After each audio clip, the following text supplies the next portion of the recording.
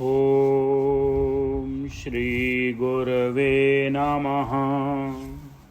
ॐ शान्तिः शान्तिः शान्तिः।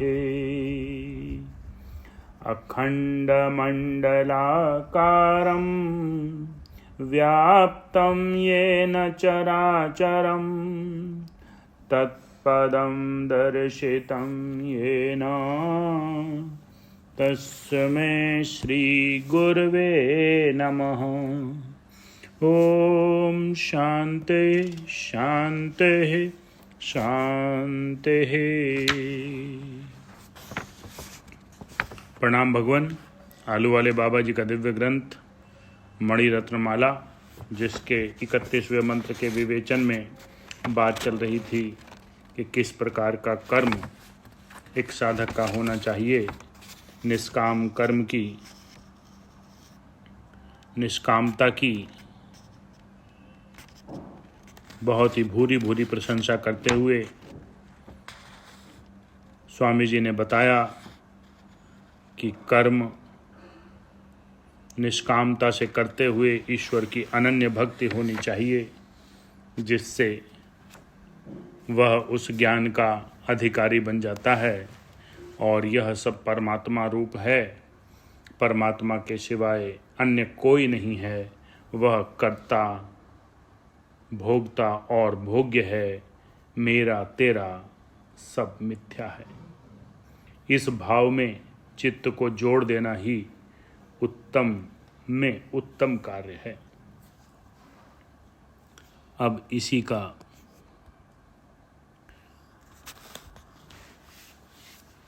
एक दृष्टांत दिया है, उसको लेते हैं। पैप्पेला आदि नाम का कौशिक गोत्र का एक ब्राह्मण जप करने वाला, धर्माचरण करने वाला, बहुत यश वाला, हृदय आदि षडंग और वेद के 6 अंगों को जानने वाला और बुद्धिमान था। उसको वेद के 6 अंगों में तत्व दर्शनात्मक विज्ञान प्राप्त हुआ। वह हिमालय पर्वत के एक भाग में रहकर नियम पूर्वक संहिता का जाप किया करता था।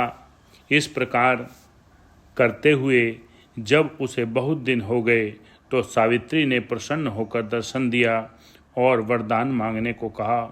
ब्राह्मण ने किसी प्रकार का ऐश्वर्य न मांगते हुए यह वरदान मांगा कि मेरा चित्त संहिता में ही लगा रहे। सावित्री वरदान देकर चली गई। कुछ दिनों बाद धर्मदेव ने प्रकट होकर कहा कि हे ब्राह्मण, तेरे तप ने मनुष्य और देव लोकों दोनों पर जय प्राप्त किया है। तू शरीर को त्याग कर इस लोक में जहाँ तेरी इच्छा हो वहाँ विचर। ब्राह्मण बोला, हे धर्म, आपने जिस लोक में जाने को कहा उस लोक से मुझे क्या प्रयोजन है। बहुत दुखों से मिश्रित ऐसे सुख को भोगने के लिए मैं शरीर धारण करना नहीं चाहता। हे देव, आत्मा को छोड़कर अनात्म ऐसे स्वर्ग में मेरी रुचि नहीं है। आप जैसे आए हैं वैसे ही चले जाइए। धर्म ने कहा, हे द्विज, यदि तू शरीर त्यागना न चाहता हो तो ये काल, मृत्यु और यम जो तेरे पास आए हैं उनको देख। तीनों ब्राह्मण के पास आए। उसमें से यम बोला, हे ब्राह्मण, तेरे तप का फल बहुत बड़ा है। तेरे स्वर्ग में जाने का समय आ गया है। काल बोला, तप का फल भोगने को चल।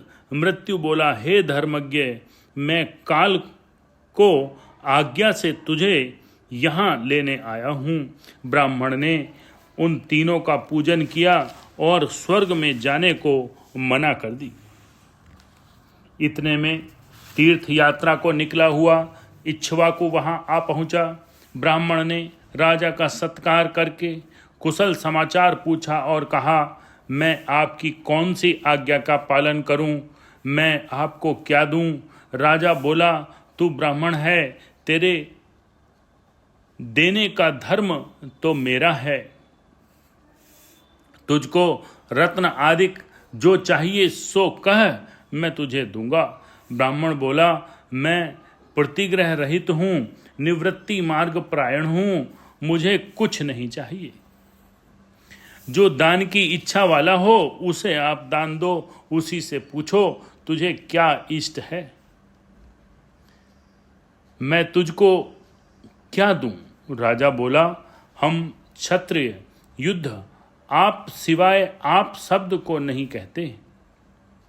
क्षत्रिय बोला, हम दोनों ही अपने अपने धर्म में संतोष को प्राप्त हैं, दोनों में अंतर नहीं है। राजा बोला, ठीक, तब मैं कहता हूं कि तूने तप किया है, उसका फल मुझको दे। ब्राह्मण बोला, आप मांगने को ना कहकर फिर क्यों मांगते हो? मैं तो देने को कह चुका हूं, मैंने आपको अपने तप का आधा फल दिया। यदि पूरे की इच्छा हो तो पूरा लो। राजा ने कहा, अर्ध फल लिया, परंतु तेरे तप का क्या फल है सो कहे।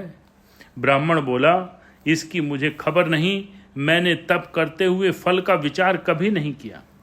राजा बोला, जब तूने फल की खबर ही नहीं है, तुझसे लिया हुआ आधा फल मुझको प्राप्त हो। ब्राह्मण बोला, नहीं, ऐसा न होगा, मैं दे चुका हूं, फिर ले नहीं सकता।